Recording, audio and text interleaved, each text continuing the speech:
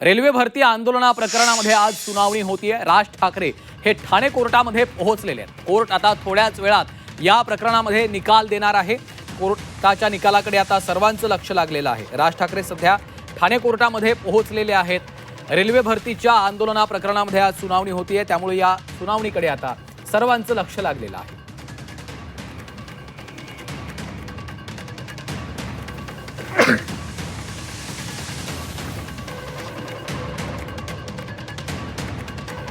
Railway भरती आंदोलन प्रकरणामध्ये आज सुनावणी होतीये। राज ठाकरे ठाणे कोर्टामध्ये पोहोचलेले आहेत। आता कोर्ट या प्रकरणामध्ये थोड्याच वेळात निकाल देणार आहे। शुभम कोळी आमचे प्रतिनिधी सध्या आपल्यासोबत जोडले गेलेले आहेत। शुभम, रेल्वे भरतीच्या आंदोलना प्रकरणात पुन्हा सुनावणी होतीये। राज ठाकरे सध्या पोहोचलेत, काय अपडेट्स आहेत?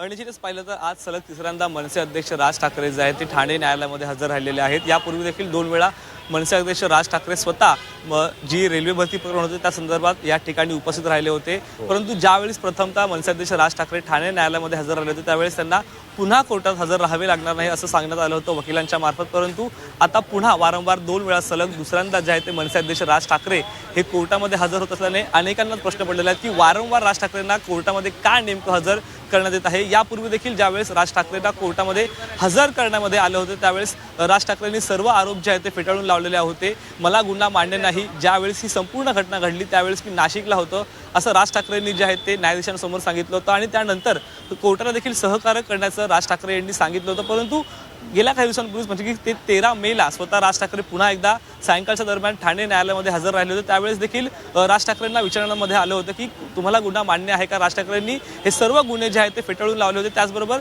मनसेचे जे इतर सह आरोपी होते त्यांना देखील अनेक प्रश्न विचारण्यामध्ये आले होते। त्यावेळेस मोठा युक्तिवाद देखील दोन्ही वकिलांच्या माध्यमातून जो आहे तो पार पडला होता। आज पुन्हा एकदा मनसे अध्यक्ष राज ठाकरे यांना जे आहे ते ठाणे न्यायालयामध्ये सुनावणीकरिता जे आहे ते बोलवण्यामध्ये आलेले आहेत। तर नेमकी काय सुनावणी पार पडते, मनसे अध्यक्ष राज ठाकरे यांच्याबाबत कोणता फैसला अखेरीस न्यायाधीश सुनावतात, याकडे आता सर्वांचं लक्ष लागलेलं आहे। त्याचबरोबर आपण पाहिलं तर काही वेळापूर्वीच मनसे अध्यक्ष राज ठाकरे जे आहेत ते इतर सह आरोपी आहेत त्यांच्या समवेत ठाणे न्यायालयामध्ये उपस्थित राहिलेले आहेत।